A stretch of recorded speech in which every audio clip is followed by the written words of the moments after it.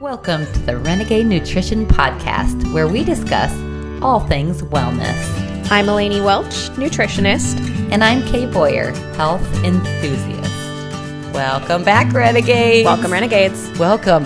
Eleni and I are geeking out today for our guest. This guy is awesome, and I'm already I'm floating out of my seat here. This is really cool. I can't wait for today, Eleni. Yes, welcome to the Renegade Nutrition Podcast, Joel Salatin. The Joel Salatin. The Joel Salatin. Capital T-H-E. Capital T-H-E. This is really exciting for us on the Renegade Nutrition Podcast, and for me as a homesteader. My husband and I have followed Joel Salatin's work for probably the greater part of a decade. And actually before that, I knew of who you were because I saw the documentary Food Inc. and I've read The Omnivore's Dilemma, and Joel, you pop up in all of those. But yeah, when we started homesteading, a lot of your books that you've written, we have, I think, Pastured Poultry Profits, and I have now the Homestead Tsunami that I actually bought for a friend but stole to read for myself first. But Joel, you've got probably 16 or 17 books out there by now, I think. Yeah. But a lot of them and a lot of his writings and blogs have been really helpful for my husband and I as we homestead. And some of it has not even been the technicalities of how to do what, although your techniques are certainly helpful, but a lot of it has been just the inspiration that you can do it, and the motivation and the enthusiasm. Joel, you are all in on this idea that we can provide our own food or buy locally from local farmers, and how that can help heal our bodies and heal the earth. So sometimes that motivation is really all that we need, and the technical aspects kind of work themselves out when we have that fire and that drive ignited. But anyway, the world's longest introduction for a man who really needs no introduction. But welcome to the podcast, Joel Salatin. Thank you, ladies. It's great to be with you. Yeah, it's wonderful to have you. Well, we always like to start out with what is your story of how you got into what you're doing? And I know that you used to be an investigative news reporter. That's wild. And now you're this awesome rogue farmer. Kind of tell us your origin story. Yeah, so our family came here to Virginia, Shenandoah Valley in 1961 after losing a farm in a coup d'etat in Venezuela. Dad actually was in Venezuela for 12 years post-World War II. And Mom was there for 10 years. And in 1959, and we began broiler operation, and the idea was to have chickens and dairy. And so in 1959, Pettis Jimenez, there was a junta, and we basically fled the back door as the machine guns came in the front door. I don't want to belabor all that point, but whoa. Came back to the U.S. Dad was 39 and lost everything, all of his capital. We lost everything, and came back, and he left his heart in Venezuela. He loved the people, he loved the language, he loved the culture. I mean, how can you not love a place where you can grow bananas, papayas, and pineapples in your backyard? I know. And, easily, I might add. Yeah. So we did not go back to the Midwest, where he and Mom were both from. He was from Indiana, I was from Ohio. Mom was from Ohio, and they had met at Indiana University. We looked at farms within a day's drive of Washington, D.C., Dad hoping that if things settle in Venezuela, we had a deed, we owned this property, it was 1,000 acres, and that if things settled, we could get a call, and within a day we could have paperwork at the Venezuelan embassy and be heading back to Venezuela. That never happened, but that's why we ended up here in Virginia and not where family was out in Indiana and Ohio. And we ended up settling on the most gullied rock pile place because it was very, very cheap. And our first, Dad wanted to be a full-time farmer, but the land was so worn out and our information level was low enough at the time that we just couldn't pull it off. And so he ended up working off the farm. He was as an accountant. Mom took a job as a school teacher. the off, the story, the off-farm jobs paid for the mortgage. Yeah. And so basically we had a glorified homestead. We milked a couple Guernsey cows. We raised a couple pigs, had a big garden, chopped firewood, canned a lot. Uh, it was just basically do for ourselves. But Dad was always envisioning, farming full time. So we did a lot of experiments. We did a lot of composting. He developed an electric fence system. We could start moving the cows around a little bit, and and experimenting with mobile infrastructure. Um, that was critical. And anyway, as I get into my high school years, I really wanted to farm full time. I got my first chicks when I was 10. So I was picking up chicks at 10. All right. And and I so love it. I had these I got Sears and Roebuck, 50 heavy breed specials, um 32 roosters and 18 pullets. I've never Wow. figured out how those hatcheries sell you as hatched and have that lopsided a bunch of roosters. But anyway, Yeah. uh, that's what they do. Yeah. And I just loved it. So I had this chicken business. I had these eggs and through high school and how do I get back here on the farm full time? And I'm scheming and different things. And I definitely had a flair for writing. I was in so I tell young people, kids, the best thing that ever happened to me was getting cut from the seventh grade baseball team. See, you got to realize my mom was a health and phys ed, a women's health and phys ed teacher before Title IX. Okay, Okay. and so she was quite an athlete. My older brother was quite a standout athlete. Gymnastics, football, all this stuff. And I come along and I'm a kind of pudgy late bloomer. Yep. And um, but I'm the second born. I got to keep up, with the expectations, and so I try out for the baseball team, seventh grade, and I don't make it. And so since I didn't make it, I turned my whole focus. The school was having some forensics meet, public speaking, oratory, some mock debates and things. And I put my attention in there. Eighth grade, I'll do it. Try one more time. So I tried out for the eighth grade basketball team. Now I'm in high school, eighth grade, and I didn't make it, and I got cut from there. And at that point, I said, you know what? This athletic stuff, this is ridiculous. I excel in this whole, communication drama, speaking space. And so forget that sports thing. I'm going to go this way. So I was in theater, drama, played the lead in all the school plays, interscholastic debate team, all that stuff. And so I tell kids, as you come up, man, be thankful for those failures because they help you understand you. Yes. They help you channel into what you're good at. Mm-hmm. And so 11th and 12th grades, I'm belaboring this because this is 11th and 12th grades. Um, I have a 1 day a week part-time receptionist position at the local newspaper, and they liked me a lot. And man, the newsroom. I mean, I'm a news junkie. I just ate up the newsroom. We had the police scanner in the newsroom. So you heard every fire engine, every crash, everything, and so when I went to college, they said, when you get out of college, come back and we'll have a place for you. They like me, actually. And so sure enough, and meanwhile, so I'm in college, I'm majoring in English, okay?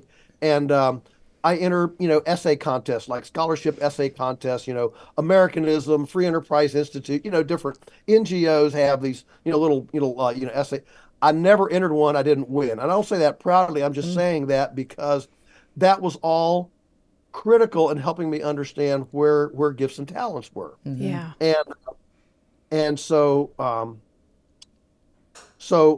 we still hadn't figured it out, but I told Dad at whatever 16, 17, said I want to be here full time. We don't know how we're going to do it yet. He didn't know how we were going to do it yet. I said, I want to be here full time for my career, for my vocation.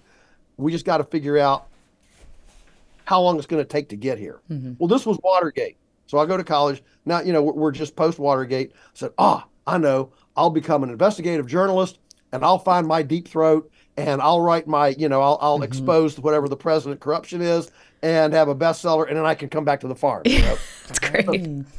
So, that was kind of my thinking. All right. Yep. I love it. And as it turned out, I didn't write a bestseller, but I did get back onto the newspaper and was there then for a couple of years. And here's the funnest part of the story. So Teresa and I married right after college, and we fixed up an apartment in an old farmhouse up here in the attic, and we had a separate kitchen and everything, and we called it our penthouse, and that's all what you call it. We drove I bought a car for $50. It was whatever, 25 years old. We took our honeymoon in that car. But here's the thing.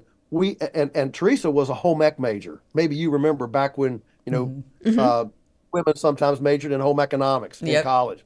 So she could sew anything, she could grow anything, she could cook anything. I mean, she just was and still is, an amazing, what we call a traditional homemaker. Okay.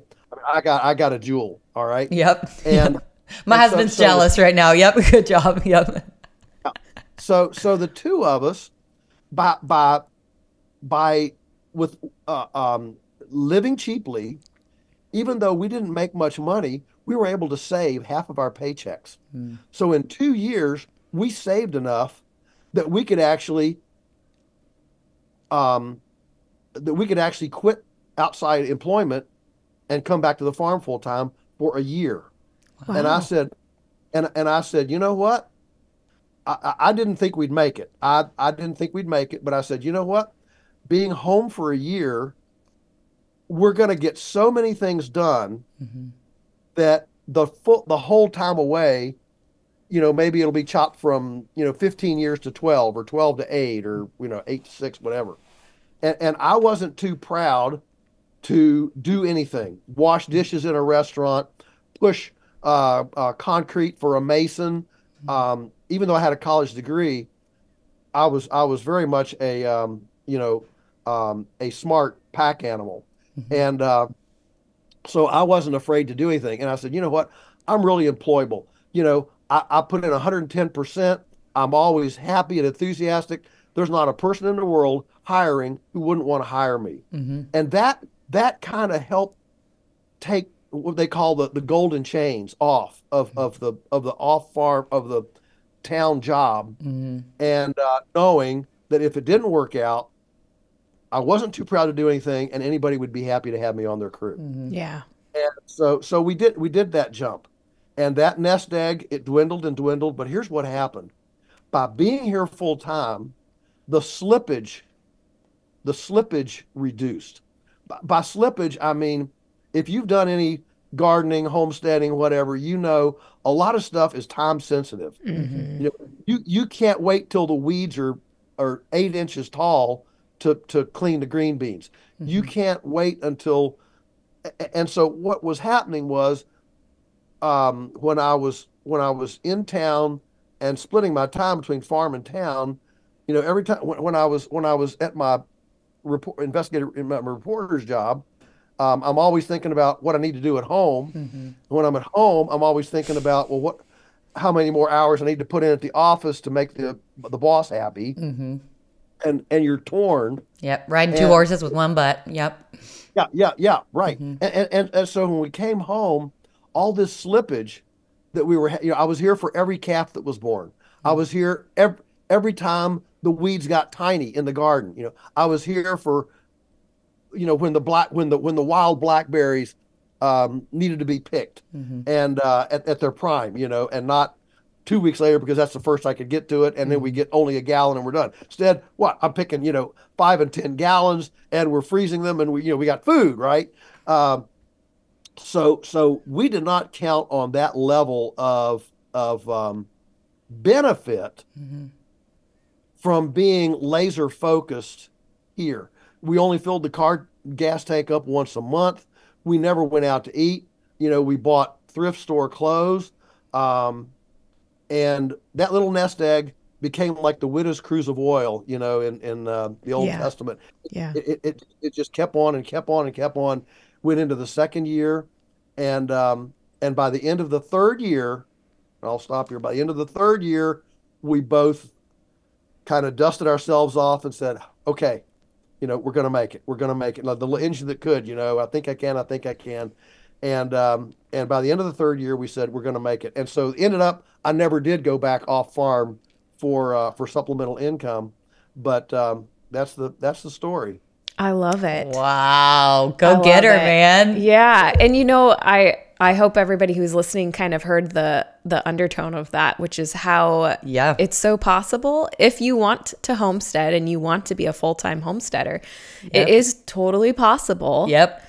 As long as you're willing to sacrifice. Put in the work. Yep, right. Sacrifice some of those creature comforts, but I love it because it is totally attainable. And I think there's kind of this like, I don't know, let's like move into some of these like homesteading. I want to come back to these, but your most recent book is this Homestead Tsunami. And like I said, I bought it for a friend who was kind of sitting on the fence. Like, do we move out of, being in the city? Do we move to the country? Do we have our own homestead? Like, they've both been feeling this sort of urge. And I think probably more than anything, the COVID situation that we're, now out of, but happened, really opened people's eyes up to the insecurity, especially in the United States, where we're not used to that level of insecurity, in the food system,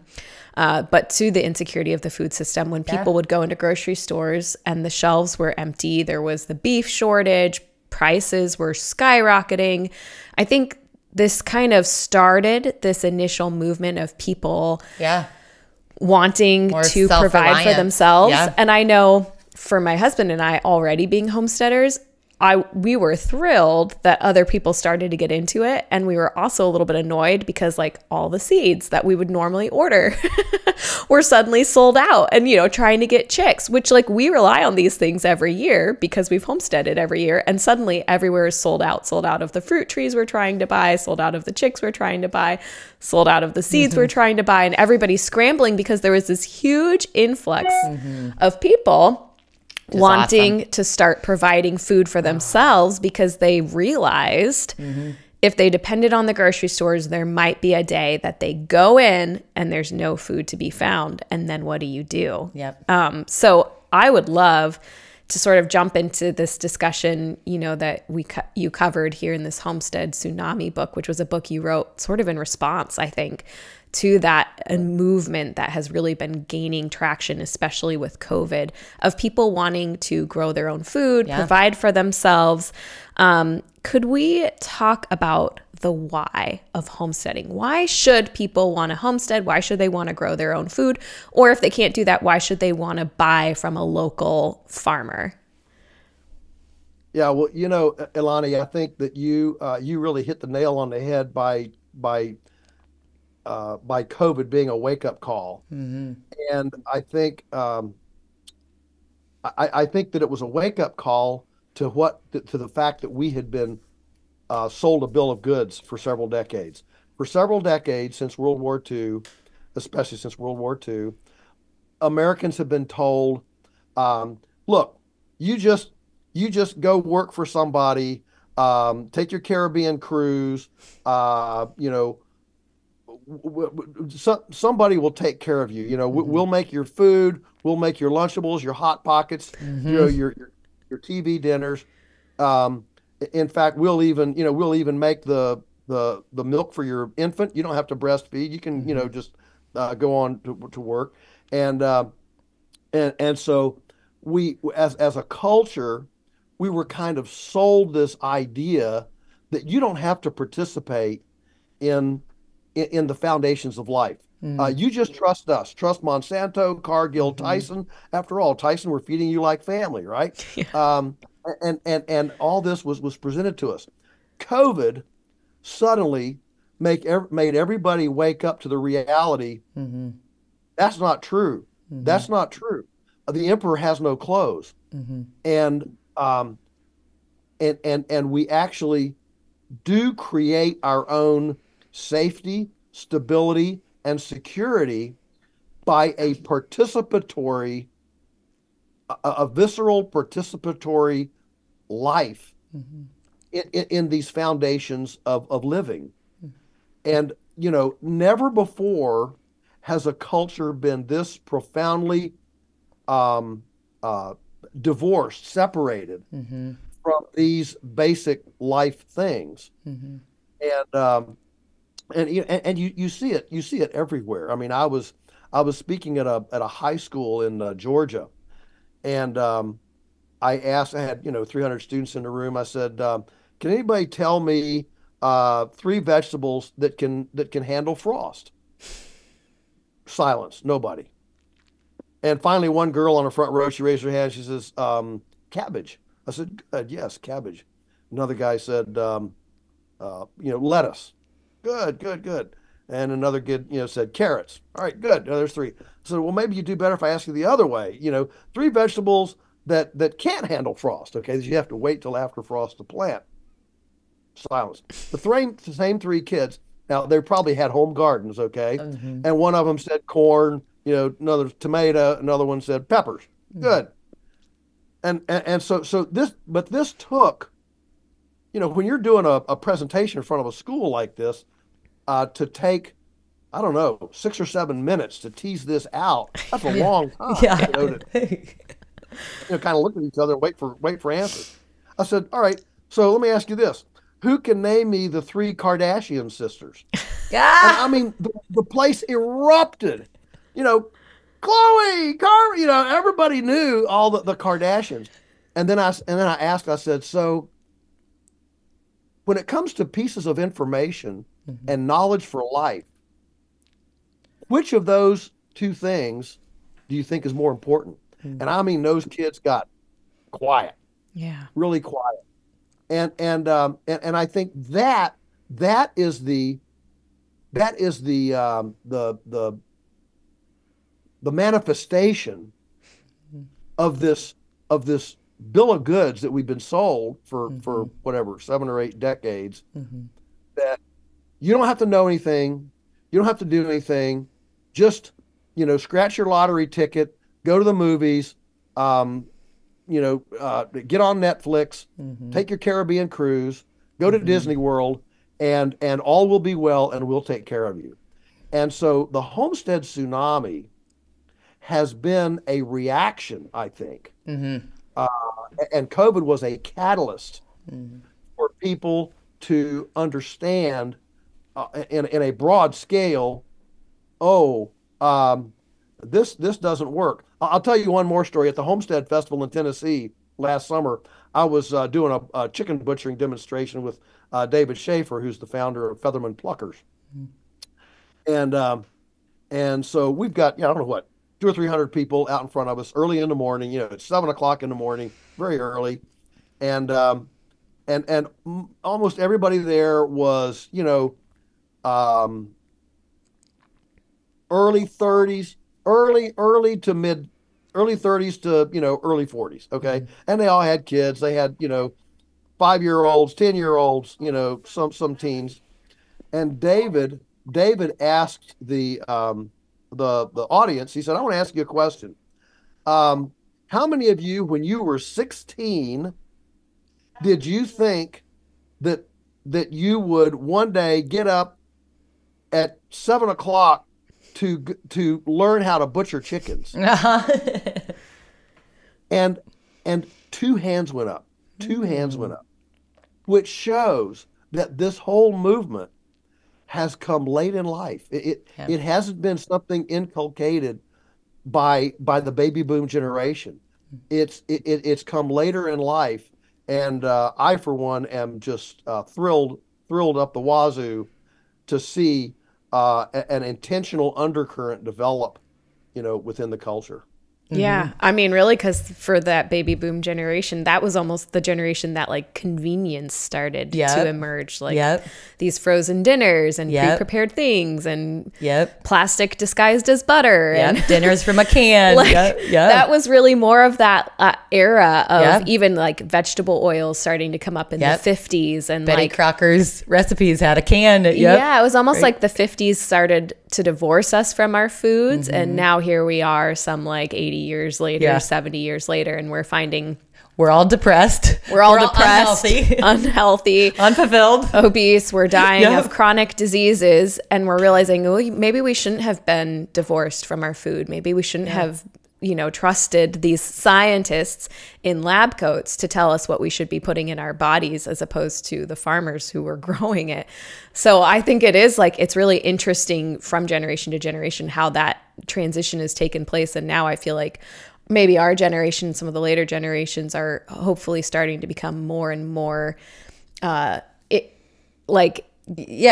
aware, and aware of the idea that our food matters, what we put into our body matters, that input equals output. Gosh, and connected to the seasons and the sun and the So what are some of the reasons that somebody should consider leaving city life to pursue homesteading, right? Because obviously that takes some sacrifices, some hard work.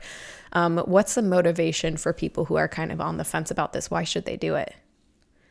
Yeah, well, there are lots of reasons. I mean, one is the basic safety, security, and stability of your own food system. When you've got your garden out back and you have some backyard chickens for eggs and things like that, if the wheels fall off, and everybody's got a different definition of what the wheels fall off mean, but if the wheels fall off, you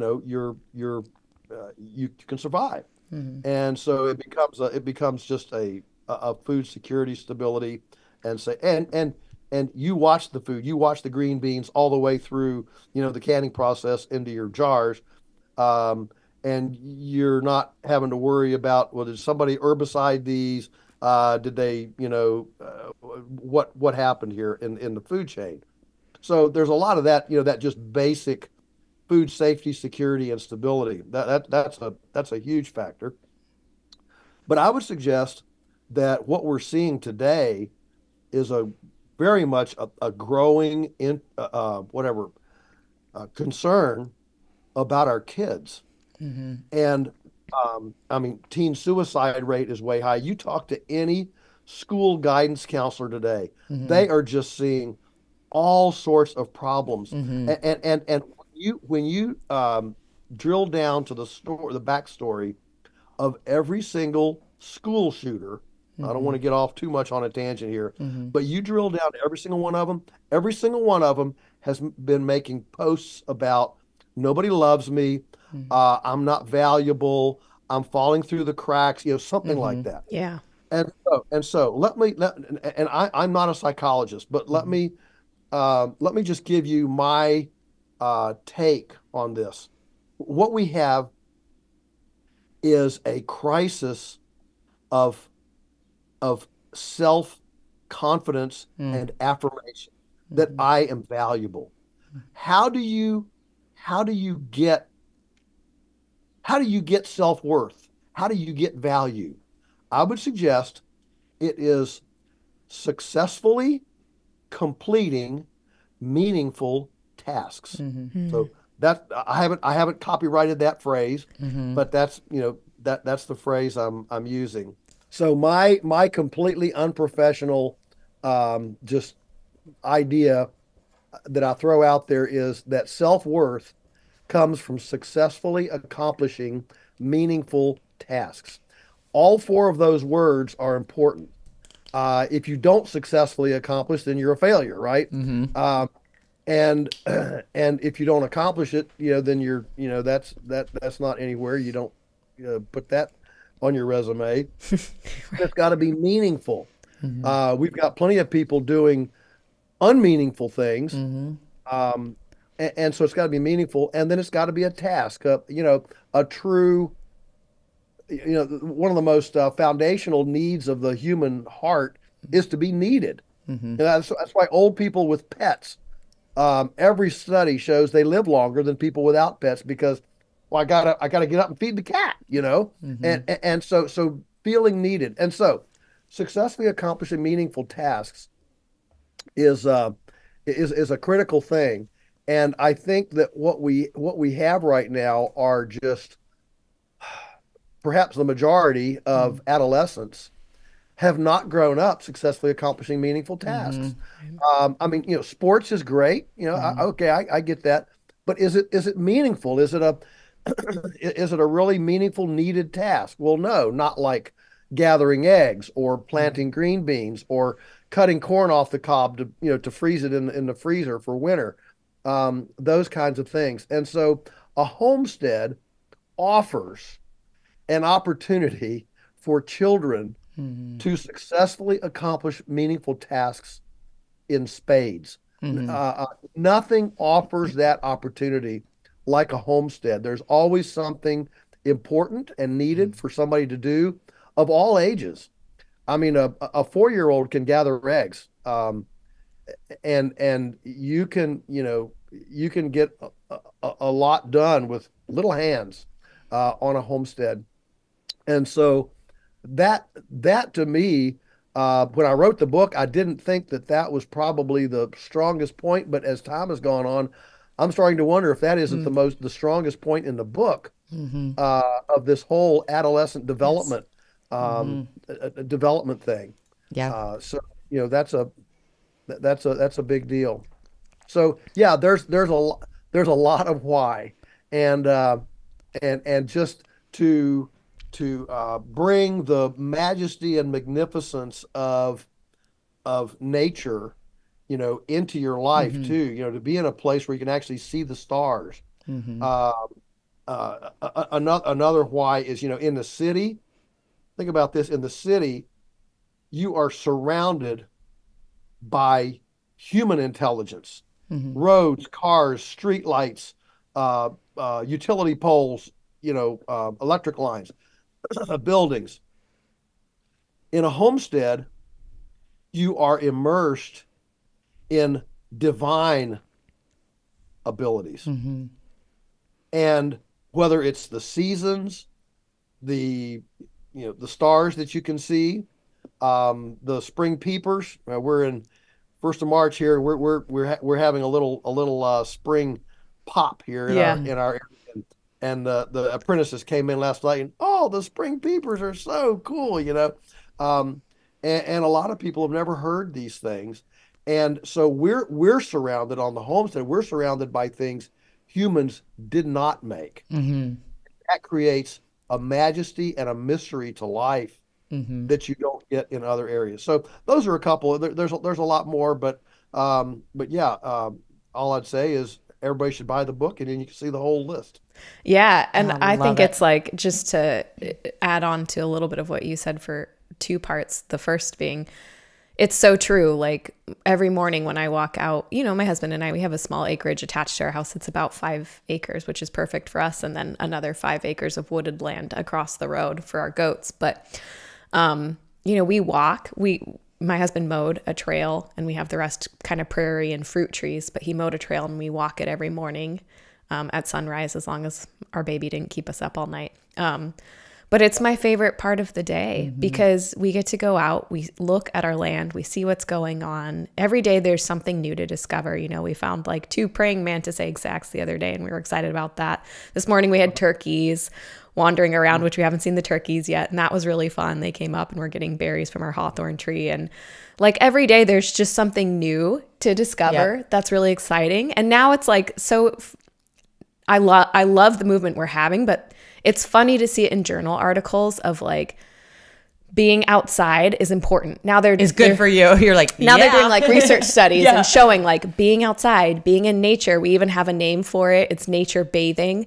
That it can alleviate depression. It can alleviate anxiety more powerfully than over-the-counter prescription medicines. They found that being out in nature is alleviating these symptoms of depression. It's because we weren't meant to live inside a house, inside of a city. Like that's not how artificial light, like never seeing the sunshine, never having like our feet in the grass. We're not meant to live that way. So no wonder everybody is depressed. And so that's one thing I'll say for homesteading. And the other was, you know, during that time of COVID was, you know, we never were afraid. We never were afraid of, at any moment, you know, we had a freezer full of meat from our local farmer. We had eggs from our backyard hens. We had the ability to have milk from our goats if we wanted it. You know, it was like, we know how to grow vegetables. We know how to start them inside. We can like grow what we need to get through the winter, and then we can get stuff in the ground and grow more for the spring. Like, we've never had to set up like a prepper station. Yeah. Right. We're not digging an underground bunker. We're not putting aside freeze-dried rations, because we can just grow living food right here on our land and supply ourselves. If the world runs out of food and hits the fan, like, we're all okay over here. And I think that sense of security really adds to a person's mental health and well-being and confidence, because you don't have that negative fear in the back of your mind of that what if. Like, to me, it's like, well, if, then, and we have a solution, right? So it's not the like open-ended what if that hangs. So I think those are some of the most like important whys for us in our family, in our hearts, is that we don't have to live under fear, and that we can be close to nature and close to God. Never walked out a morning on my land and asked God to like show himself to me in nature where he didn't. Like, he reveals himself all the time in nature, and how cool to just be able to walk out your back door and have that ability and not have to drive 10 minutes to a park or 20 minutes to a park before you can really be immersed in his wonder and his glory. So in our household, those are the most important reasons. And definitely for anybody who's on the fence, check out that Homestead Tsunami book, because it remotivated me. And I've been homesteading. We've been homesteading for the 8 years of our marriage, and I felt like this renewed sense of purpose for it. So if you're on the fence, pick up that book, and you're going to find yourself searching for land in the area. Well, and that brings me to questions for the folks that are in an apartment in the city, and they don't have the 5 acres, or they don't have the access, and they're not ready to buy yet. Maybe they're in the stage of saving their money for it. Yeah. What could they do now? And like, I know like you can grow food on a balcony, but what are some kind of next level things that they could do? And I don't know, can you get chickens on your balcony? I don't know. Yeah, to secure their food supply, what can they do? While they're in the interim, or if they're just city folks, I don't know, if they just love it. What do you suggest? Yeah, well, so the next book you need to get is Polyface Micro, and that basically is taking all the principles that we use here and micro-sizing them for a tiny acreage. And there's a whole chapter in there on how to have rabbits and chickens in a Manhattan apartment. What? No kidding. Yeah, no kidding. It sounds dirty. I don't know. Okay. It's a glorified terrarium. Yeah. And the footprint is no bigger than a Lazy Boy easy chair. No kidding. And so yes, you can do this. So I have kind of a 3-part recipe. Yeah. For your question, you know, what can a city person do? Yeah. There's kind of three parts to this.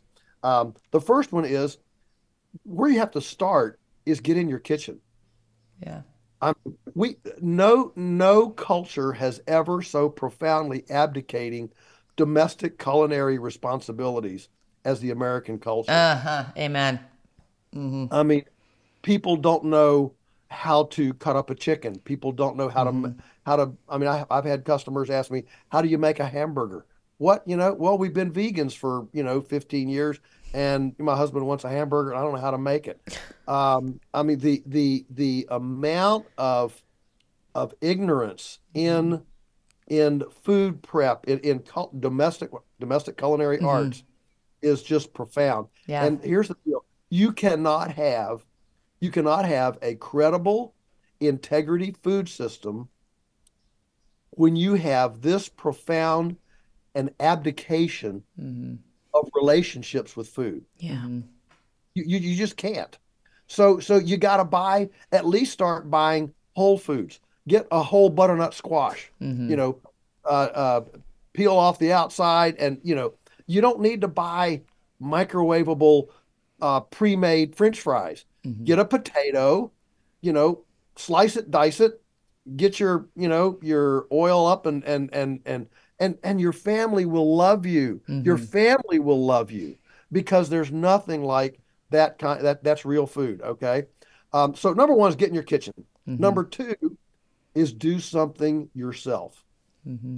It can be tiny. It can be nothing more than a quart jar of mung beans that you're sprouting on the windowsill. Mm-hmm. That's easy to do, and sprouts are extremely nutritious. Mm-hmm. Uh, it could be a little 12 inch by 12 inch by 12 inch vermicomposting kit under your sink.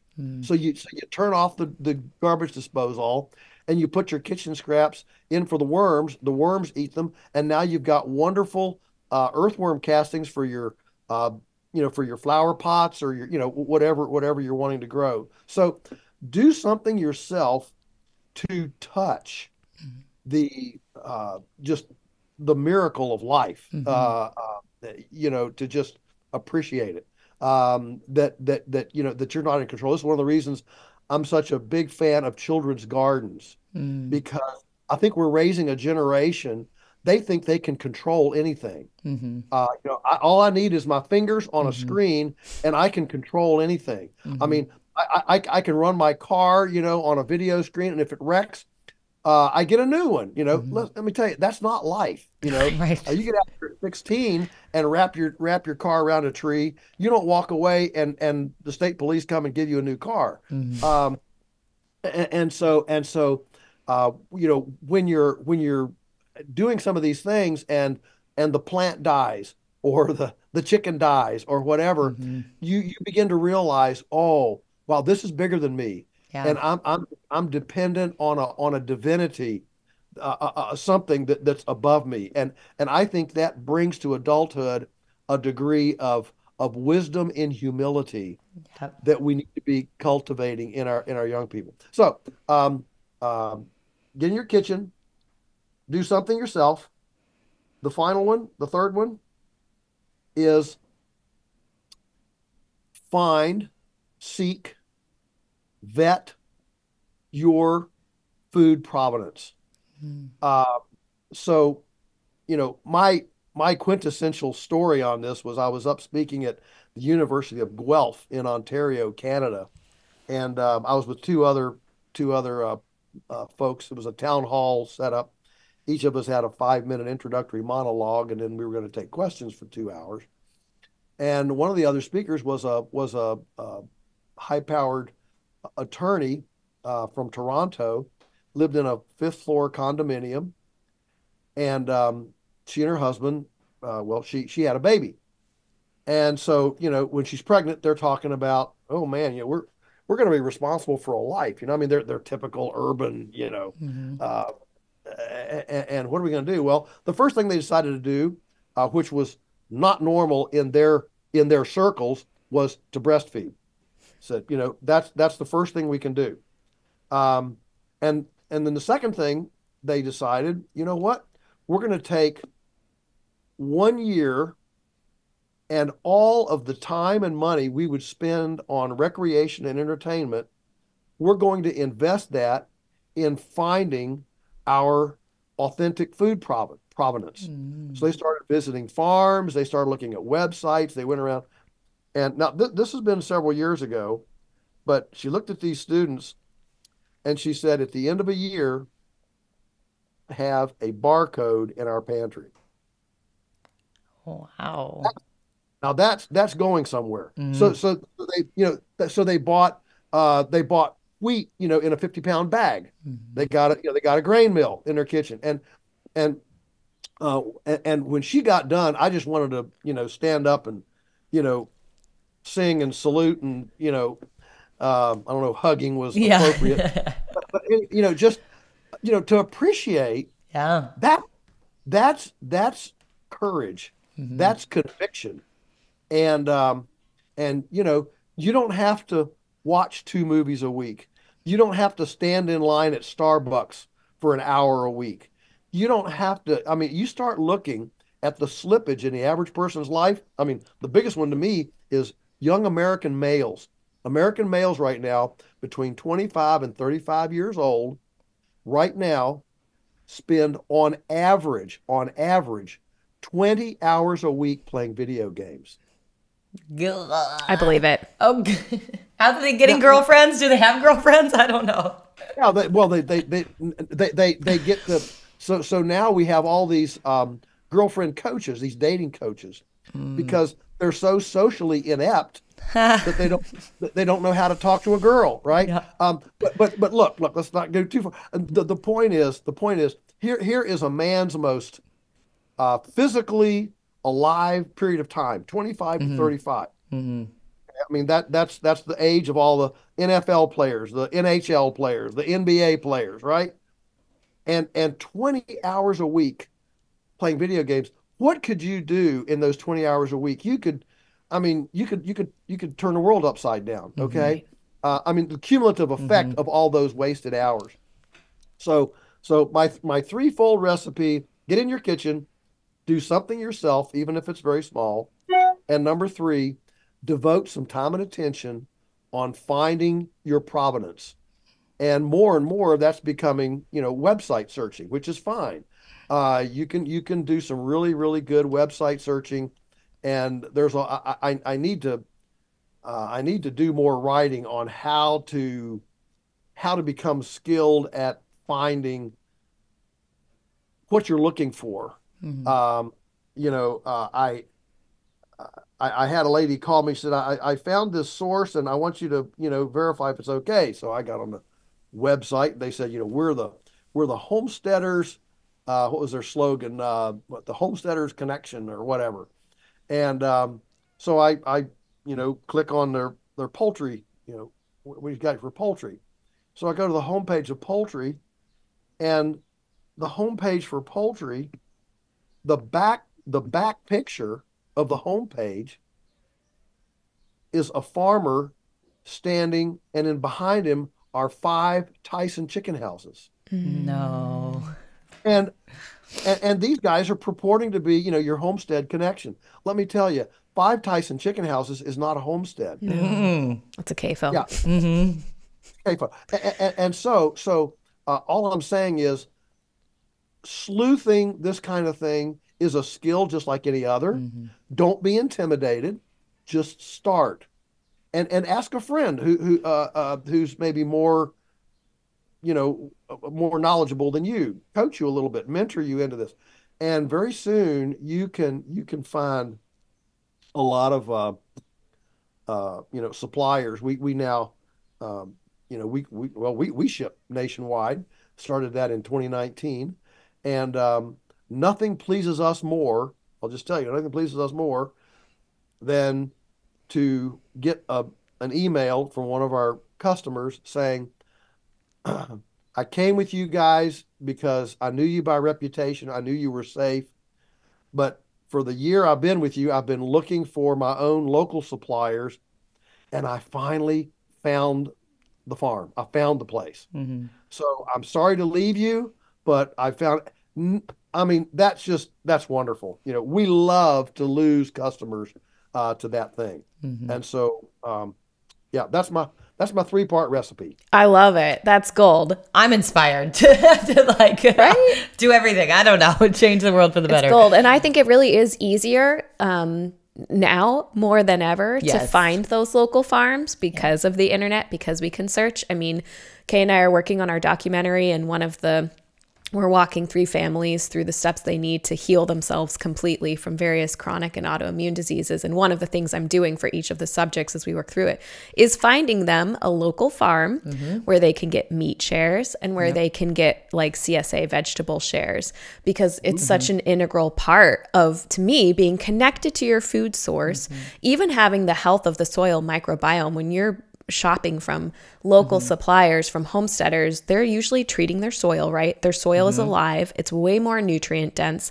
The soil microbiome, more and more research is showing the soil microbiome that is on the food that we ingest matches the microbiome we have within our gut. So it's very important to have a healthy soil microbiome. And when you are buying food from conventional farms, I can promise you nothing is living in their soil because it's coated in chemicals. It would be impossible for something to live except for things that have adapted to survive those chemicals. But all of that to say, in my searching, I'm surprised at how, I mean, it's a process and I have to vet farms. I'm looking at a lot of farms. Weston A. Price Foundation, they have a good way for you to find local farms in your area. You can look up your chapter and find farms that have gone through them. But otherwise, you know, I'm looking in Canada, I'm looking in California, I'm looking in Oregon, and I'm finding local farms everywhere I look for people that are willing to drive a couple hours to pick up their food. And even some of these farmers will drop off food to you. So it is not hard. I mean, unless you're in a true food desert, which does exist.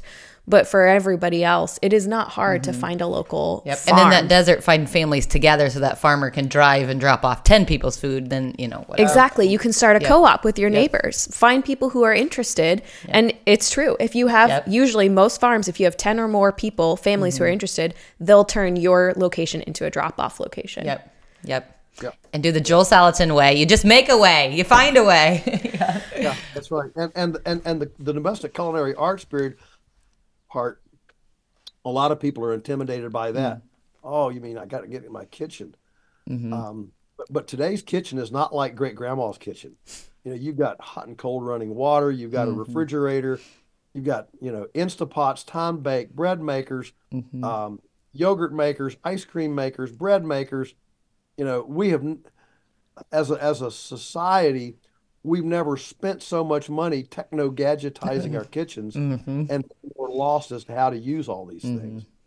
So, you know, enjoy them and use them. Yeah, absolutely. Yeah, I never, I'm not a great cook in the kitchen, but I'm learning this. And I had a girlfriend that she was like, oh, you don't really cook? And I was like, nah, I never really learned. I mean, I just eat very plain. I just cook the meat, cook a veggie. That's all I do. But she was like, aren't you bored? Like, me cooking, that's my time with my kids, and we cook together and we have the food. She's like, that's my favorite part of the day. And that switched something in my brain where I was like, yeah, I kind of get bored when I'm, so then I've started like my processing the food. It's like, that's part of my day now. And I'm like, oh, I actually am really enjoying it. Like, who knew? Like, I just thought it was like, oh, I don't have time to cook. But when you look at it through that different way of like, no, I enjoy this process and I have gorgeous food afterwards. It's really enlightened my life a lot. Yeah. Yeah. And especially when your kids helped grow something that you're cooking for dinner. Then they're like, what the heck? The eggs or the tomatoes that came from your garden, then that gets them really excited too, that they helped grow that food. Now they're helping make it in the kitchen, like brings it full circle. Yeah, it's wild. Joel, I think, you know, can we just get a little bit, I want to touch on this point because you're such a great like speaker on this topic of really getting back to the environmental impact of this, like why it's important either growing your own food or buying it from a local farmer. Because I think right now there's a lot of deception and misinterpretation and misrepresentation of information out there that really the only way to save our planet is to like eat vegan, right? Can we talk about the importance of growing our own meat or buying meat from a local supplier and how that process really can be so beneficial to the environment? Yes. So you know, Italy is the first country to outlaw vegan diets for children, and what's again? Look, ladies, remember how long it took for hydrogenated vegetable oil to finally come out of disfavor. I mean, that really started in whatever, the 1950s and went all the way up into very recent time. And now not only are you admonished to not use very much of it, even the USDA says don't use any of it, zero. So it went from get rid of lard and butter all the way to zero. But that took 50 years. Yeah. And so, this whole, you know, vegan thing, the studies are gradually starting to come out. Italy has kind of led on this, but where there's been several of them too in Africa, where one serving of an egg, meat, to children in Africa raised their IQ 25%. One serving a day of some sort of animal protein. Look, our brains are cholesterol. Our brains are, you know, they're fat. Okay. And boy, it's good that we have a skull. Otherwise, we have people running around with, brains the size of a automobile. And if your brain fat could expand like your belly fat, think of, boy, I mean, that's a funny picture, right? Mhm. Um, so so we're seeing huge developmental issues Mm. in including socialization issues, uh, um, disposition toward violence from a vegan because your brain is starving for nutrients and vitamin B12. No plant makes vitamin B12. Mm. Uh, and I mean, you guys are probably way more up on this than I am, but you've got your conjugated linoleic acid, you have your omega-6, omega-3 ratios balanced. Um, uh, grass-finished beef has 300% more riboflavin Mm. than feedlot beef. Um, and what's the importance of riboflavin? Well, riboflavin is known as the calming essential fatty acid. In other words, it gives you whatever emotional balance. Hmm. So you wonder about school shootings, road rage, Mhm. all this whatever social media, um, bullying and violence. Uh, how much of that is because our brains are out of balance with Mhm. Twinkies and Cheerios and a lack of authentic animal protein. Mhm. And so this whole thing has massive ramifications for for societal health. And I predict that this vegan fad, um, will flare out. It'll Mhm. flare out eventually. Maybe it'll be 20 years, maybe it'll be 30 years, but it will go the way of hydrogenated vegetable oil Mm. at some point. Mhm. And so those of us who already see it and get it, we just have to keep on speaking our truth, Mhm. stay with it, and don't worry, the world will catch up with us sometime. Mhm. And it won't be as fast as we'd like to see the world catch up with us, but it'll catch up with us. Yeah. And even like environmentally, I think Mhm. there's such a myth, that like veganism can save the environment. And actually, the agriculture and the space needed to feed everybody a vegan diet, because we're not just talking about like when you think about a conventional vegan diet, there's things like the Beyond Meat and Impossible Burger and all of these like products that are made from big ag, industrialized, commercial Mhm.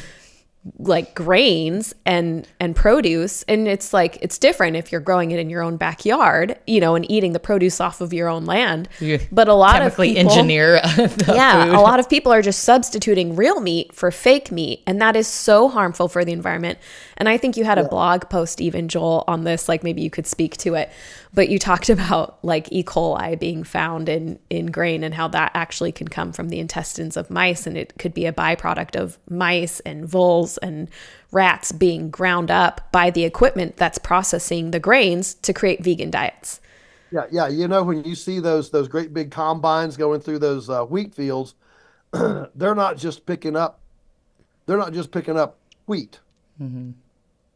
There's all sorts of critters, from insects, frogs, amphibians, um, rats, mice, voles, moles. There's all sorts of stuff being snarfed up in these machines because they're massive machines, and they don't, they're not going through asking, is there a baby rabbit in front of me? They don't ask those kinds of things. And so if Lair Keith, um, I'm trying to see if I can put my finger on her book here. Anyway, she wrote the book The Vegetarian Myth. Mm. I thought I could put my finger right on it. Anyway, and she has a whole chapter on, I don't want to kill anything. I don't want to kill anything. Mm. So I'll raise my lettuce in my own garden. Well, then she goes out there and she's got all these slugs getting in her lettuce. So then she takes out a beer trap, collects the slugs. Well, now what am I going to do with them? And the bottom line, and so she said, "Oh, oh, I'm going to kill these things. No, I can't do that." And so then, since she decides, all right, well, then I'll go to the store and buy lettuce instead. They doesn't have slugs on it.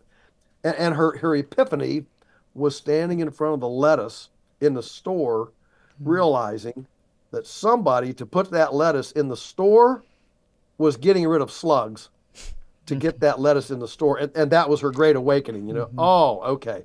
The fact is that you cannot have life without death. It's one of the most foundational principles of ecology and nature. That things live, die, decompose, that's kind of digestion, and then they're regenerated. So the life, death, decomposition, regeneration, that circle is the most foundational ecology. And the fact is, everything is eating and being eaten. And if you don't believe it, go lie naked in your flower bed for 3 days and see what gets eaten. Everything is eating and being eaten. And a compost pile is one of the very best examples of something of things eating and being eaten. That's what a compost is, a bunch of microbes, and they're all eating and being eaten. And that's what delivers the fertility to the soil. And so the question, there's numerous questions about the whole Impossible Burger, fake meat, cultured meat, and all that stuff.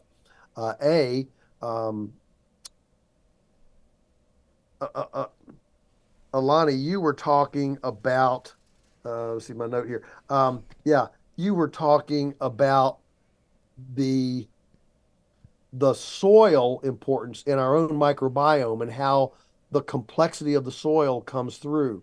Well, in these fake meat lab cultured strategies, there is no soil, there is no biodiversity. In fact, it's all about how sterile can we make this, because they have a huge problem with pathogens, with toxicity, and of course, if you've kept up with this movement, 10 years ago, all the people that were asking for billions of dollars of venture capital money were all promising that by now, by 2024, cell cultured animal protein would be probably 30 or 40% of the food supply. Cattle prices would be tanking. Farmland prices would be, 10 cents on the dollar, because we don't need farmland anymore, which is ridiculous, because the cell culture, the lab cultures have to be fed with some sort of plant material. So you got to grow that somewhere, and you don't even have manure or poop to even add your fertility to it. And so not only do you not have the kind of cellular diversity that you need for our microbiome, but, and here's the biggest one for me, is that if all of our food comes through $1 million laboratory funnels, look how dependent we have just become on people like Bill Gates and Klaus Schwab at World Economic Forum. And, it's like putting Anthony Fauci in charge of our food supply. Yeah. I mean, is that really what you want? And I think many of us would say, no, that's not what I want. And the fact is that when you have that outdoor garden and you have that cow in the back, or a pig or a chicken, as long as the sun shines and you get some rain and you can grow some grass and some food there, you can eat. You have an egalitarian, a democratic access to nature's smorgasbord. And so this whole idea that we're all going to eat from a $1 billion funnel is an expressway I don't want to get on. Same. I'm not on it either. Yep. Yeah. And if you look at what's happened in the industry, all those prophecies from 10 years ago of where they would be by now have completely dissipated. In fact, they're all bankrupt. I mean, they've gone to, 2 cents on a share. Why? Because they found out, amazingly enough, that duplicating blood vessels, hearts, kidneys, livers, and digestive tracts is a little more complicated than they thought. And so, you've seen these pictures of, bioreactors and all this stuff. Well, the fact is, so far, they have not been able to make a bioreactor work anything bigger than a 5-gallon bucket. And most of this cell cultured material has been done in 1-gallon jugs. That's the biggest they can make it. Why? Because without blood vessels and heart and liver and kidneys and digestive systems, there's no way to get nutrients in and get waste out efficiently without toxicity. And so as soon as you move past a 5-gallon bucket stage in a bioreactor, you start building up a toxic environment. They're using huge amounts of antibiotics. They're just pumping antibiotics in to keep the infections down. Gross. Yeah, gross. Because it's so toxic, and there's no functional immune system. These things don't have a natural immune system like you and I do. Our bodies react to this. In these bioreactors, there's no whole body that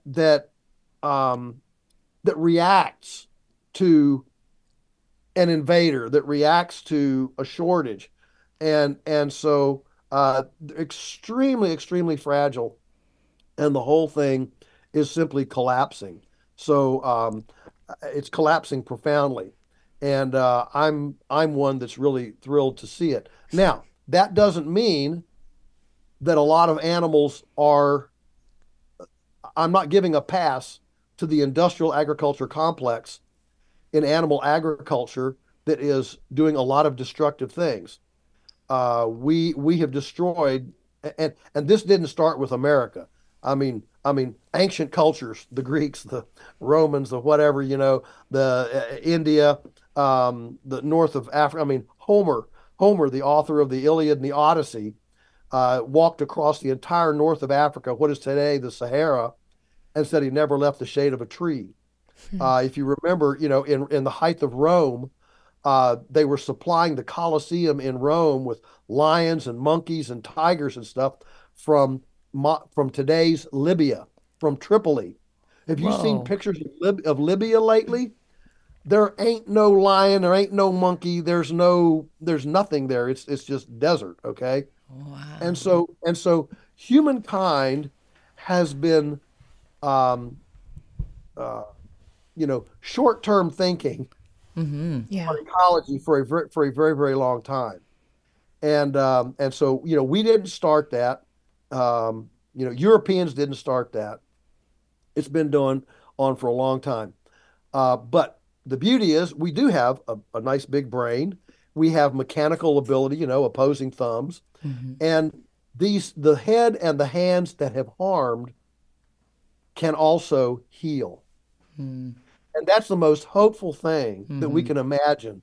So my plea to everybody is, all right, everybody, you can get on your knees if you want, but let's just repent in sackcloth and ashes for all of the devastation of our ancestors. Yeah, I get it. I see it. All right. Now get up, dust yourself off, and say, all right, now we're going to support, participate, and develop commercial food production strategies that build soil, that increase water, that increase breathable air, that add relational equity to communities. We're going to create that in our day, and we've never had such capacity to do that. And so that's where we need to go. Yeah. Great. 100%. You are giving me hope for the future. This is incredible. Like, I'm here for it. Wow. Yeah, absolutely. I mean, I just think, yeah, there's so much I could say about that, but I don't want to take away from what you just said. It's just, that is where we need to go. I mean, yeah, I never thought about using the commercial, like kind of the industry as it is, using it for the betterment of the soil, like actually changing it. I always thought, oh, we got to get rid of industrialization, but to actually use some systems for the good. This is brilliant. Okay. Yeah, well, I mean, so in my in my perfect world, we wouldn't have a Tyson chicken house. Right.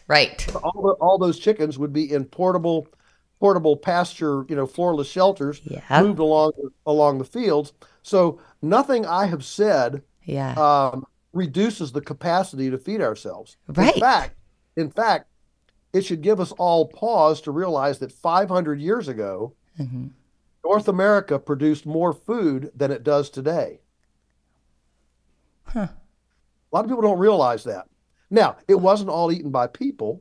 Yeah. Although there were a lot of people here, between 1492, we all know what that was about, and 1600. So in that 100 years after 1492, European diseases, smallpox, measles, diphtheria, typhus, those diseases destroyed 90% of the indigenous Native American population, 90%.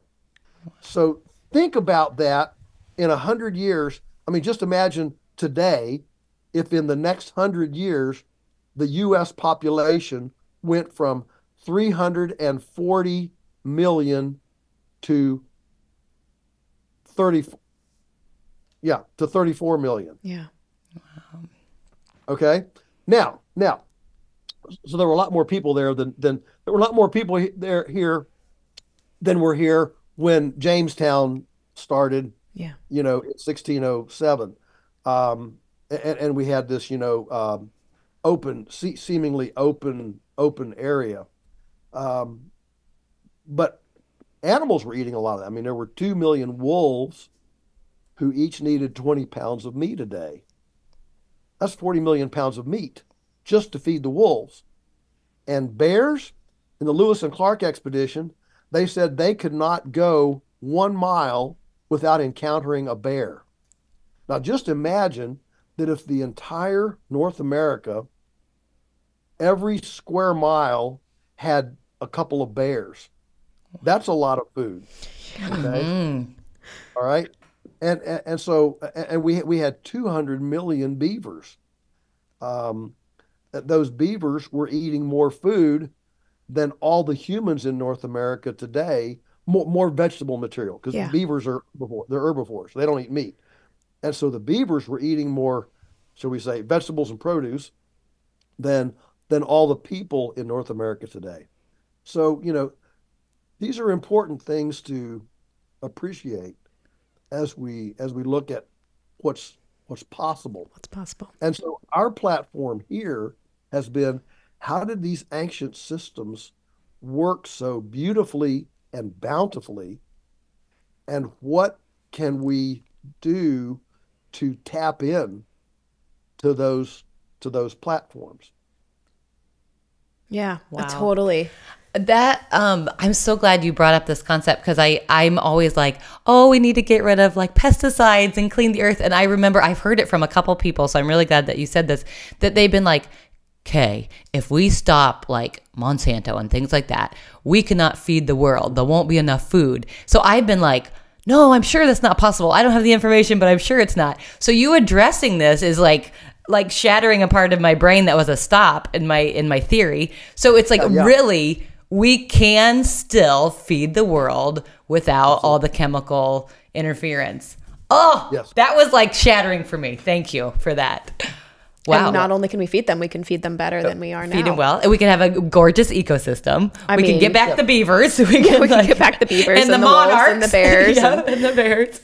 Yeah, even some of those GMO crops in places like India have caused massive droughts because they take up more water than the like indigenous crops would, and they didn't have the water supply. So all of these like GMO crops that are supposed to be feeding the world in some places have caused massive amounts of devastation to the environment and to the people. If you want a book that you will keep you up at night, you should read The World According to Monsanto. It's an investigative piece. Yes, it's a fantastic book. You're right. Yeah. Couldn't recommend more. Yeah, that's great. Yeah. So, well, just one more question on this, before I want to ask you a more personal question, Joel, but I think it's important to hit on this topic too, because, I don't want people to walk away feeling discouraged or like there's nothing they can do. But I know oftentimes what I hear people say is like, well, I buy organic, so I'm already doing my part. I don't need to support the local farmer because I'm buying organic and that's kind of good enough. Can you just touch on the standards of organic farming and how those standards have declined over the years, and like why terms like outdoor access or cage free or free range are sort of losing meaning? I'm looking to drive people still towards grow your own food or buy it from a local farmer where you can see their farm. Yeah. Wow. The amount of green speak or greenwash in the language is truly profound. And you got to realize that the Monsanto homepage says we are the arbiter of sustainability, because they like you, they believe that if we didn't have Monsanto, we'd all starve to death, and so that's how they're we want sustainable human populations. We need all the GMOs and glyphosate and everything else. And so the organic label has been co-opted by commercial interests substantially. And as a result, there is huge compromise and adulteration within the system. So, for example, free range. So let's just talk about free range chicken. If I ask you to tell me, excuse me, tell me what free range chicken means to you. What does free range chicken means to you? It feels like they're in a valley running on the open range of the West, is what it feels like. Here's the official USDA definition. Free range, the ability for a chicken to move all of its appendages to the length of its movement capacity. So it's range of movement. It's free range of movement. Oh, that is so funny. It's range of movement. Okay. Oh goodness. And so ladies, you tell me. And if I threw that question out to a room of interested, intentional, moms, okay, and said, "Give me your definition of free range chicken," would everybody in that room write down the ability to extend all of your appendages to their extremity? It's crazy. It's crazy. Of course it's crazy. It's like the prisoner in the cell is still free. Like he's free to yeah, exactly. Yeah, because he can put his arms up. He can do jumping jacks. Yeah. So, but this is the kind of wordsmithing that the bureaucracy does to protect the interests of the orthodoxy, and try to minimize any kind of differences that somebody could think about doing. And so what we have are CAFO, organic CAFO dairies. We have organic CAFO chicken houses, organic CAFO pigs.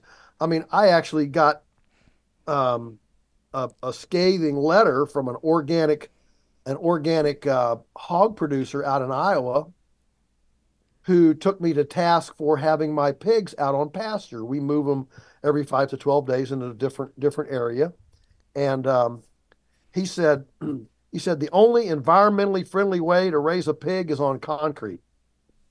And I what? And For what part of history? Like the last 0.0001%? Like that's crazy. Right. Exactly. And so the adulteration within the system is truly profound. Our biggest, competitor here in the Shenandoah Valley is an outfit called Shenandoah Organics. And you go to their website and meet our farmers. And every farmer is, pretty little, he's got his wife and his, little kids maybe, and they're standing out in front of their confinement chicken house. And those chickens never see outside. They never see anything, even though the standards require that the chickens have access to the outdoors, but there's no reason for them to go to the outdoors if the outdoors is not not chicken friendly. Okay. And so they don't go anywhere. And so there's a lot here to unpack, but just be assured that because the industry and the Organic Trade Association, which is a marketing pool, Driscoll's, that's another whole story. The whole soilless system, hydroponics. We're the only country in the world that certifies organic hydroponic systems. In other words, you can have strawberries and blackberries and fruit and vegetables grown without any soil whatsoever and certify it organic. We're the only country in the world that does that. America. Of course. Right. And There's money involved. Yeah. Right. So when you travel abroad, I'm going to Austria and Hungary here in May. I just got back from Uruguay, and you travel abroad, and people look at you as an American like, who's fooling who here? What are you trying to pull off? We pulled off GMOs, we pulled off glyphosate, we pulled off McDonald's, we pulled off all this stuff, and listen, I'm a red-blooded American. I love, Declaration of Independence, it's A1, okay? But man, I am embarrassed. I am embarrassed by the reach and the philosophy, the worldview of our culture. Yes. Around the world. Yep. You go to any country in the world and they have a food culture. The French have their wine and cheese. The Dutch have cheese and mushrooms. Ireland has its lamb. Everybody has its, and you ask, again, I've traveled extensively around the world a lot. And I always ask, I said, when I say American food culture, what do you think? I have never had any answer except McDonald's. Oh, I was going to guess beer and McDonald's. Do you get beer at all? Well, I guess Germany and stuff would have beer, but okay. Germany. Yeah, that's nobody's true. Nobody's got Germany's got it on beer. That's true. That's true. So yeah, but it's McDonald's. How embarrassing. So I want you to think about what culturally that the cultural equity that we're projecting in the world, that's what we're, that's our projection. And we push. I remember very well when Alan Nation, my mentor, the founder of Stockman Grass Farmer, took a group of American farmers to Argentina to study their pampas, their grass-based, grass-finished cattle production system. This has been 25 years ago probably, and this group of American farmers, somehow the American ambassador in Argentina found out that this group of American farmers were coming, so he sent Alan call or whatever and said, hey, you know, we don't get groups of American farmers down here very much. Come over to the embassy and we'll have, you know, cake and tea. And so of course all these guys and gals, they were excited to go over to the American embassy there. And so they went over to the American embassy, and the guy meets them, and he says, you know, what are you doing here? They said, well, we're here to, you know, learn how to, you know, grow beef without grain. And the ambassador almost threw them out of the embassy. He looked at them and said, don't you realize why I'm here? I'm here to stop them feeding grass to their cows and use U.S. GMO soybeans and corn. Oops. That's why I'm here. Oh. So, you know, when you talk about, you know, political and emotional equity, you know, this is not bad. I don't want to get this into a trashing U.S. thing, but you know,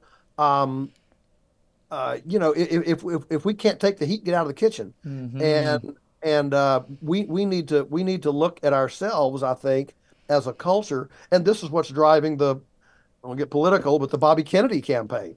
This is what's driving the Bobby Kennedy campaign, is that he is daring to discuss these very things. And in fact, I'm going to be on his podcast in a couple of days. What? And, love it. Yeah. And so yeah, there's growing awareness that the American projection around the world, that all of our goodwill and our heart, you know, from the World War I, World War II, and all that is gradually being prostituted with these transnational corporations that bring adulteration and whatever. They bring poverty is what they do. They bring poverty to these other cultures. So the organic label has definitely become obfuscated within the marketing niche due to its relationship with these big outfits. And if you realize, many of the early organic startups are now owned by, they've been bought by Nestle's, they've been bought by, you know, other, by Kellogg's. They've been bought by other who don't share any of the. You know, I was on the initial committee. We're going back. I don't know what. I hate to say how long ago. 35 years maybe. I am getting older. When the first discussions of organic certification came into Virginia, and people were saying we need to certify this organic because we got people that are, you know, not honest and da da da da, and so I was on that very first committee here in Virginia, and even there, it was completely political. Why? Because any system that funds itself. So how's organic certification funded? It's funded by the farmers who pay to get certified. All right.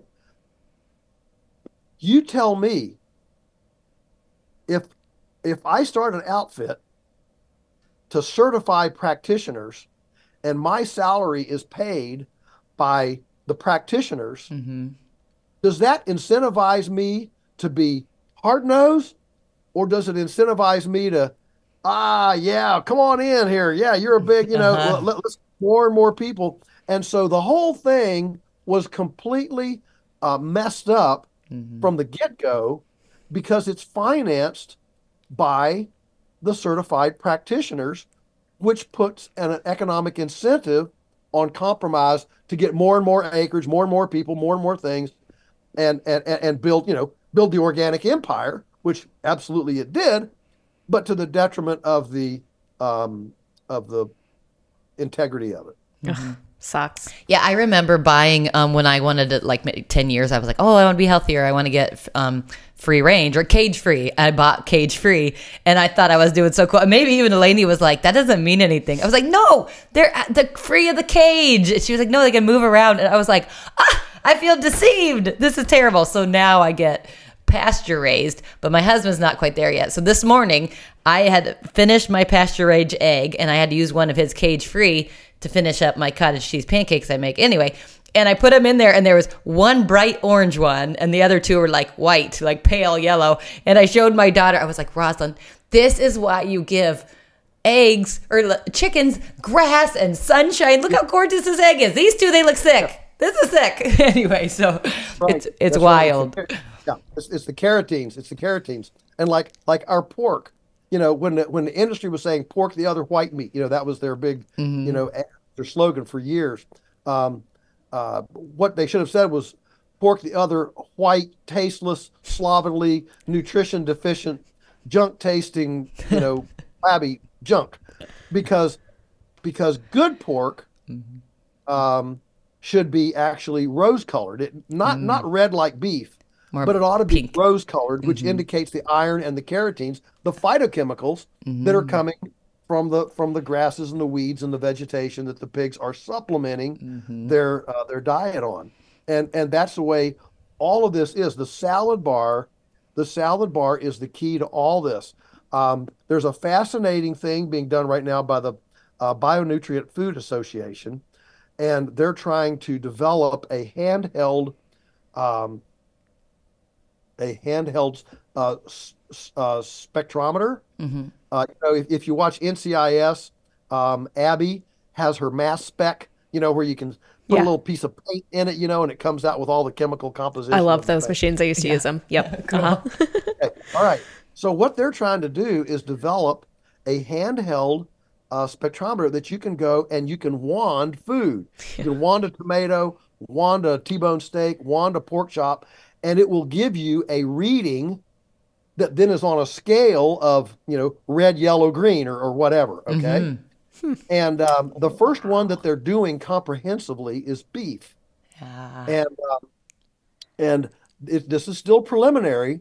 They're measuring for 150 nutrients and putting them on a scale. Okay. And the one thing that they have found so far that's just incredible. If the one thing that affects the nutritive quality of beef is how much variety of plants the cow eats. Yes. So when you think about how little variety there is, for example, in a feedlot, they get some alfalfa hay, some corn, some soybean, they get about 3 or 4 ingredients and that's it. Whereas a cow out on our pasture, she's getting 100 varieties of herbs and forbs and legumes and grasses, all this. There is huge nutritional capacity. And I would be derelict if I didn't also bring you up to speed on this.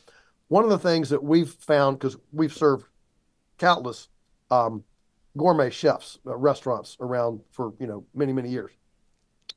And one of the things that we've learned from all of our chefs is that our chicken, beef, and pork, and this is not a sales pitch, but I just want you to think about this, that it always cooks about 15 to 20% faster than what's in the store.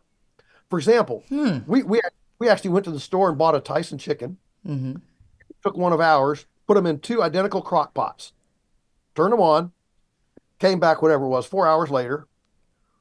Our chicken was completely, it just looked like stew in the, it was just gone. Okay.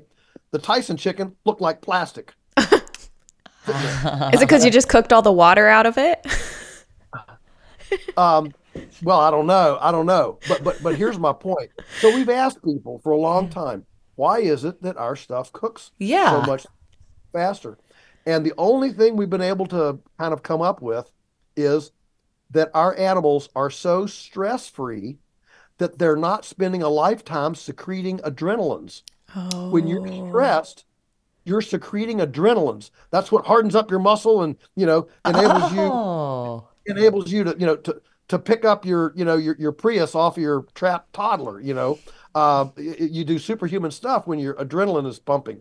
And so in mainline agriculture, the emotional and dietary stress of these confined animals means that every day they're dripping adrenaline, drip, drip, drip, because they're fearful, they're stressed, they're bullied, they can't get away. I mean, there's all sorts of things.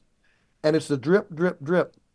And so our animals, because they're always happy, they don't have that adrenaline drip, and therefore they come to your kitchen much more tender and ready to go than an animal that's been stressed all of its life. And then you are what you eat. So maybe us as a society, we're eating that stressed out, that high cortisol. So then we're stressed out because our food was. Now you've gone from preaching and gone to meddling. You're exactly right. You're exactly right. It doesn't take a rocket scientist to connect those dots to assume if I'm eating stress, does that stress me? And as intricately related as we now know so many things are, it's not a great big intellectual jump. Yeah. Say if I'm eating meat from animals who've experienced violence and stress all their life, how does that affect me? Yeah, absolutely. I want to eat content animals and happy animals that have been able to completely express their physiological, phenotypical distinctiveness. That's why we sell shirts here. I respect the pigness of pigs. Yes, yes. Because that's part of what we're trying to do. Oh, I love it. Eye-opening. If that doesn't persuade you to either grow your own damn food or and know the farmer and know where it came from, or go find a local farmer. I mean, even if it's a 2-hour drive, well, heck, if it's like a 10-hour drive, you make it once a year, make a trip out of it. But go find a local farmer, drive as far as you need to find somebody in your area where you can visit their farm. You can see how they raise their animals. You can see that the animals are stress-free, that they're happy. They have one bad day in their life and that's it. If that doesn't persuade you to jump on board the wagon I am pushing so hard right now, I don't know what would. That's incredible.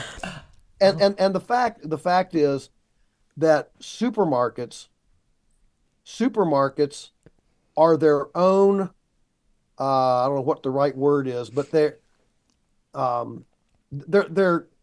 they have a protocol that's very difficult for a farmer like us to get into. They're slow pay, very slow pay. They'll pay, 90 to 120 days late. Well, I got bills, I can't wait that long to get paid. Extremely competitive. They're always pushing you. Can you drop a nickel? Can you drop a nickel? The supermarket, platform is simply not conducive to food integrity. I don't know how else to say it. If it's at Kroger's or Walmart, I mean, I had the 9 vice presidents of Sam's Club here. Goodness, it's been probably 12 years ago. They were on a sustainability mission, and they did this pilgrimage out sustainability, and they wanted to come by here for a half a day. So cool. I gave them a farm tour, and we're sitting out and we have a sack lunch. We were sitting out in the sales building eating, and so they asked me that they were absolutely fascinated by what we were doing. They absolutely understood that we could feed the world this way. I mean, they totally got it, and so they asked me.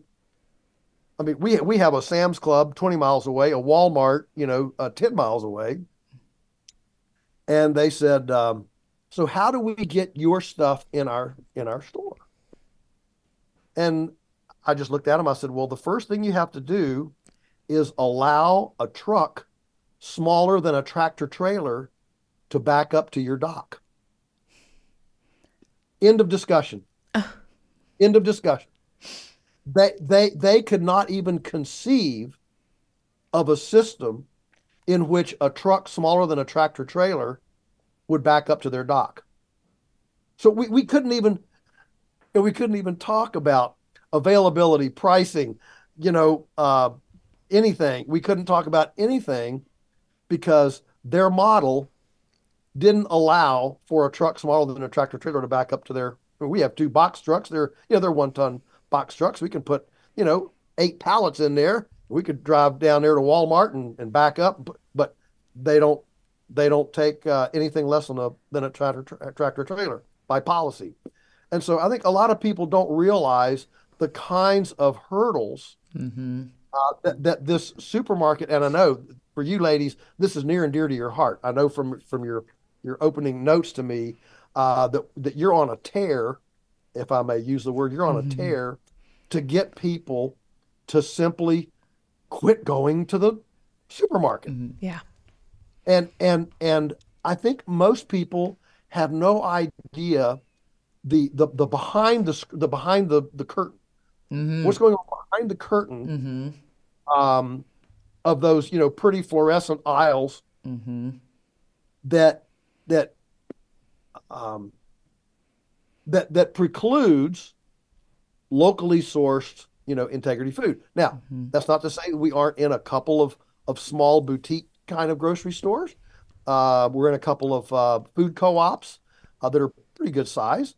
And so, there are some, but it's not going to be, Kroger's. It's not going to be Safeway, Walmart, Sam's Club, Trader Joe's, or any of, Bi-Lo's, Piggly Wiggly. I mean, I'm trying to think around Hy-Vee. H-E-B in Texas, right? They are simply not geared. They simply don't have the bandwidth. Yep. They are numbers and quantity where you're quality over quantity. So it's just a numbers game for them, and I don't think you could roll fast enough Well, we would love to be in our local Kroger's, for example. We got Aldi, Kroger. I don't do all the grocery shopping, so I can't think of all the names of them. Haven't been in a grocery store. I don't know when, but anyway, we've got all these here.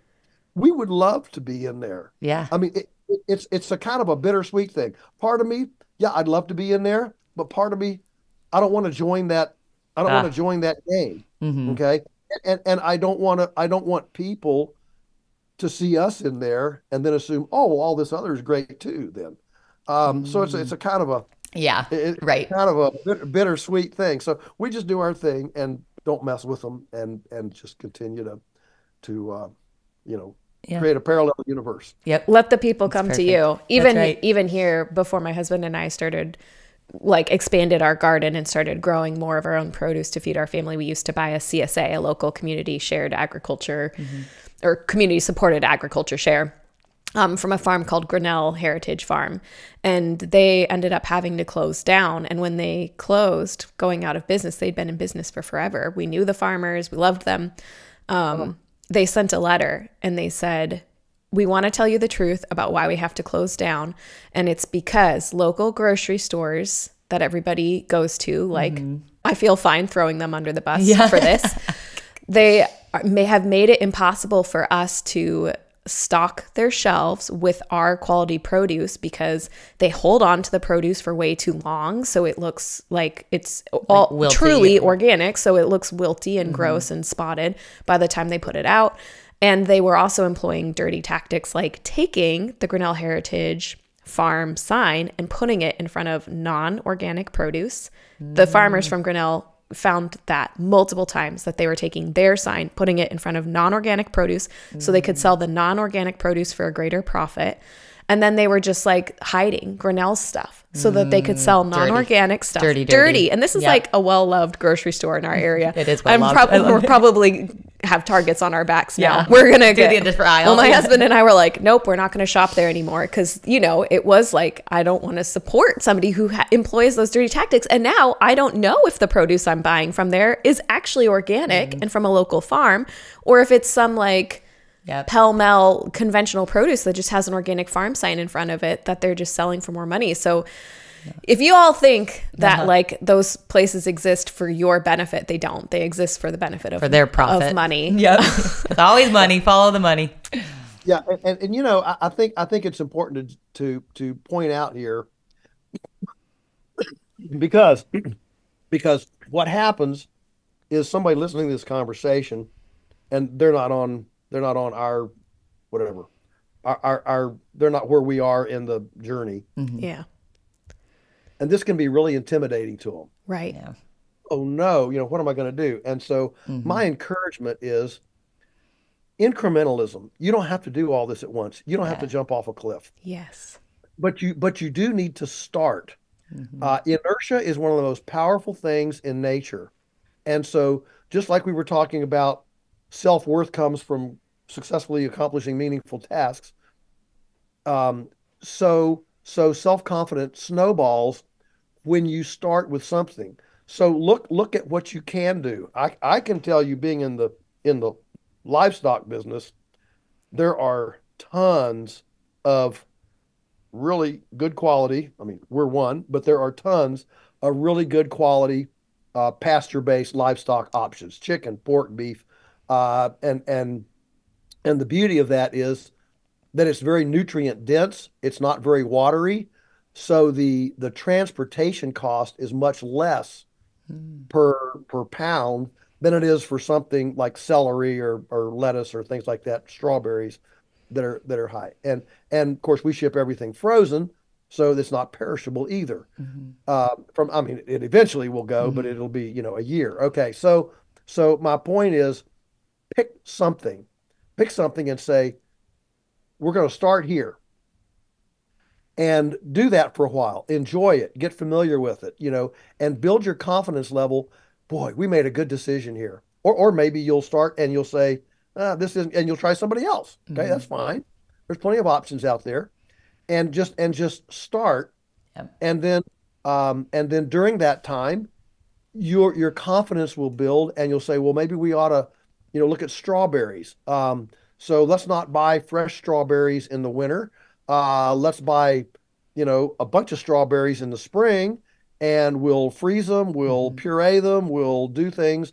You know, there's no reason why you need, why in Maine and New Hampshire, you need, you know, fresh strawberries in January and February. And so just start with one thing that won't be intimidating, and then just gradually go into some others. And you'd be surprised if you start that strategically, you know, in a year or so. It's just like starting to cook from scratch. I mean, you know, we have people that almost don't know how to boil water. I mean, if it doesn't come in a microwavable package, you know, it doesn't work. By the way, my new benchmark for if you get it with food, like, here's how I know that somebody gets it with food. My benchmark is, do you eat leftovers? Oh. Because if you eat leftovers, that means you probably ate together as a family.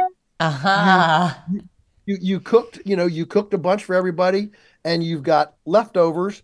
And the single biggest disconnect in our food system is the single service package. Yeah.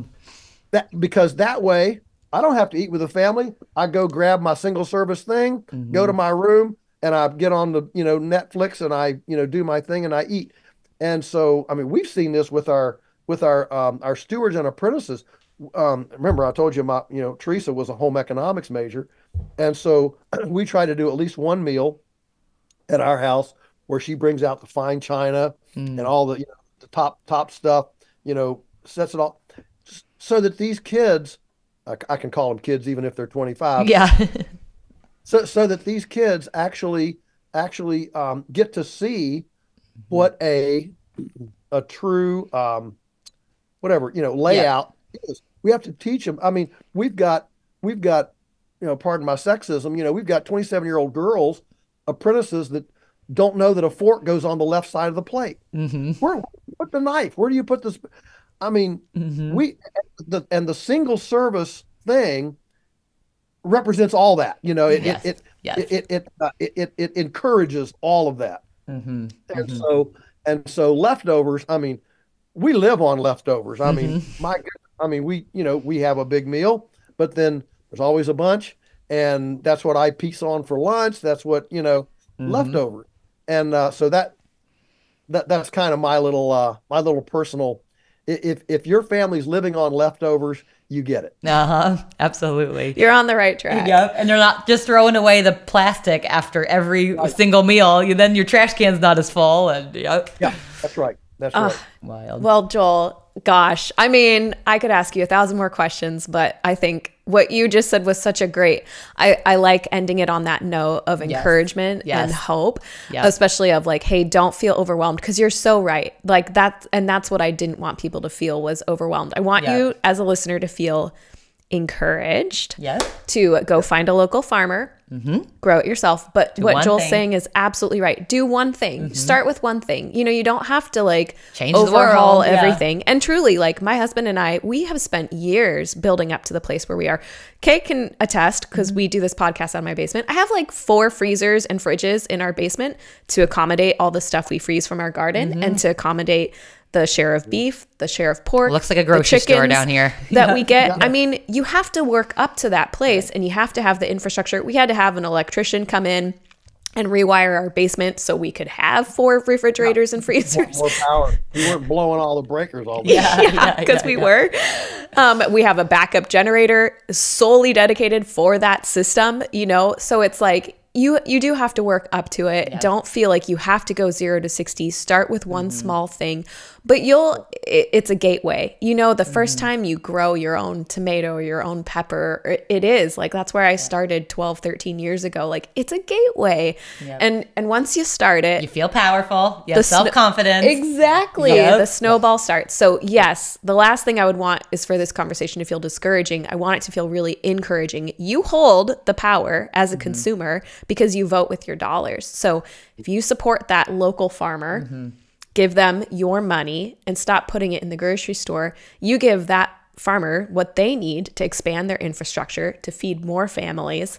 So you vote with your dollar. You hold all the power, regardless of what COVID made us feel. We do actually hold all the power. We just have to exercise it wisely. Yep. We don't have to go hungry. Tons of food. Food is abundant. We can find it. And farmers will always step up to the market. People always wonder, well, why don't these farmers produce better? Well, why don't you quit going to McDonald's? I mean, farmers have always produced to the market. And so if you, one little final thing, we're in the time where we want to defund stuff, defund the police, defund this. Listen, if there's ever something that needs to be defunded, it's the supermarket. Let's defund the supermarket and take all that money and turn it into a soil building, water increasing, air stimulating alternative, and we'll leave a place that our children will want to inherit. There's a lot of things right now in our whatever world, our country, that we can be angry and frustrated about. I get it. I get it. But that anger and frustration doesn't build anything. And so the trick is to take that anger and frustration and invert it with innovative, creative solutions so that you and I can become hope and help when the world feels hopeless and helpless. Preach. I'll play this for my inspiration every morning. Here should be my morning meditation now. Yes. Thank you so much, Joel. What an amazing gift to have you on our podcast. You are like, anyway, without sounding like a total like fangirl. My husband and I have dreamed of meeting you for years. We've always talked about like, wouldn't it be fun to go do a farm tour at Polyface Farms and just see what they do? We will. I'm coming to. We're going to. And listen, when you're on Bobby Kennedy's podcast in a few days, put in a good word for the Renegade Nutrition Podcast. I love 3 him. days ago. I've followed Robert F. Kennedy Jr.'s work on the children's health defense for years. I He's love incredible. him. I love what he stands for, and I love what he's trying to do for this nation, and I sure hope we'll let him, without getting political. But you put in a good word for the Renegade Nutrition Podcast. Yes. But honestly, no, thank you so much, Joel, for your time. It has been incredibly valuable. Incredible. I feel so inspired. I know. I feel like we just need to soak in some of the wisdom. I know. I'm going to sit and think about it after we hang up. It's amazing. Well, you are definitely, Joel, like you are living your dharma, your meaning, your purpose. You're doing really incredible things, and thank you. Thanks for having me on. It's been a real privilege and an honor, and you guys are part of the solution, and it's always fun to fellowship with folks who are part of the solution. We'll do our thing. Awesome. Well, you stay on, and we'll tell you goodbye after this. But for our listeners, go be renegades. Go be renegades. Thank you for listening to the Renegade Nutrition Podcast. Please keep in mind that this podcast is an educational service that provides general health information. The content on this podcast is not a substitute for direct, personal, professional medical care and diagnosis. You should always talk to your doctor before making a dietary or lifestyle change. Go be renegades! Go be renegades!